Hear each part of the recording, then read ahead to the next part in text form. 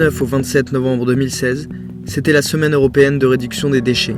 À cette occasion, l'association régionale des ressourceries de PACA, en partenariat avec la métropole, a mis en place une série d'actions de sensibilisation à la problématique des déchets. Sur toute la semaine, les ressourceries du territoire ont mis en place des journées portes ouvertes, des interventions sur les marchés de la Joliette à Marseille, du Cours Julien, à Septem-les-Vallons, à La Ciotat. Et puis là, la bibliothèque de Châteauneuf-les-Martigues. Une médiathèque déjà parce qu'il y a du public. Donc notre but, c'est de toucher un public qui ne connaît pas forcément les ressourceries, qui n'est pas forcément sensible au réemploi, à la réutilisation. Et ensuite parce que dans une médiathèque, il y a des livres. On consomme et on produit énormément de livres en France. Donc nous, notre objectif par cette action-là, c'est d'inciter les gens à donner leurs livres plutôt qu'à les mettre à la poubelle. Sachant que nous, dans les ressourceries, les livres, on les vend très peu cher, de l'ordre du centime ou de 1 ou 2 euros maximum, et ce qui permet de donner un accès à la culture à tout le monde. Sébastien, le responsable de la ressourcerie L'Histoire sans fin, dans le quartier du Panier à Marseille, nous explique un peu plus le fonctionnement des ressourceries. Ce que l'on va favoriser au sein d'une ressourcerie, ça va être le réemploi et la réutilisation des objets sans que cela passe par la filière de recyclage. Voilà, donc l'objet n'est pas détruit pour en refaire un autre, l'objet est directement réutilisé, ce qui va consommer beaucoup moins d'énergie. Le travail d'une ressourcerie se base sur quatre fonctions principales qui vont être la collecte. Donc on se déplace chez les particuliers, chez les professionnels, collecter des objets, des meubles. On va valoriser tout ça par du bricolage, du nettoyage, essayer de le remettre un petit peu à neuf, le revendre au sein de la ressourcerie.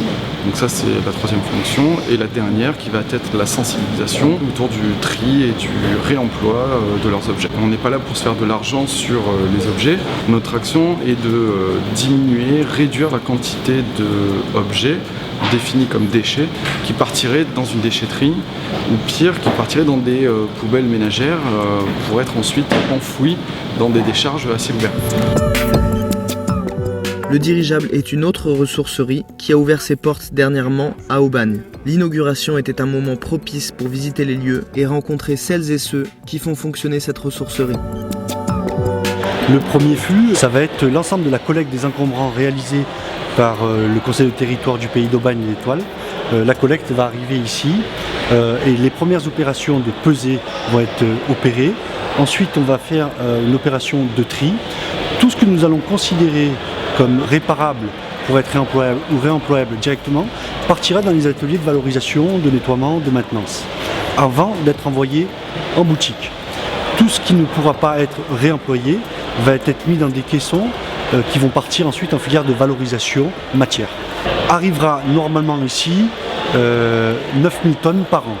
Sur ces 9000 tonnes, on va faire en sorte qu'entre 2000 et 4000 tonnes soient envoyées soit en réemploi, soit en filière de valorisation matière.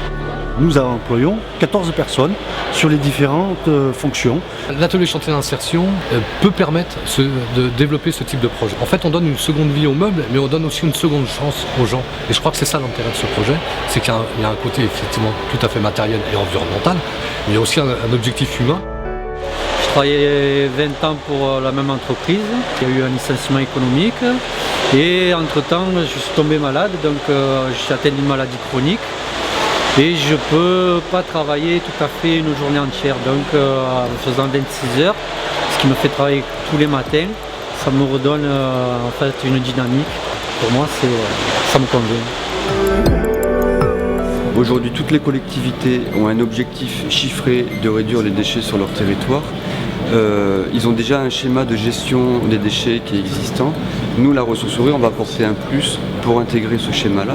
Et après, dans nos modes de collecte ou quoi que ce soit, c'est là où ça doit se mettre en place et travailler avec la collectivité pour compléter déjà l'existant. En fait. La gestion des déchets est complexe et la gestion des particuliers de leurs déchets au quotidien est aussi complexe.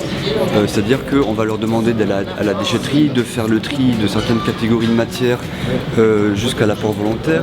Et maintenant on leur demande d'apporter un objet quand ça peut encore resservir, de l'apporter dans une ressourcerie. Donc voilà, au final ça fait... on demande beaucoup aux citoyens. Donc c'est aussi à nous d'arriver à simplifier cette gestion des déchets et puis peut-être aussi d'aller à la rencontre de ce public pour rajouter de la proximité et faire en sorte que ce geste devienne le plus simple possible.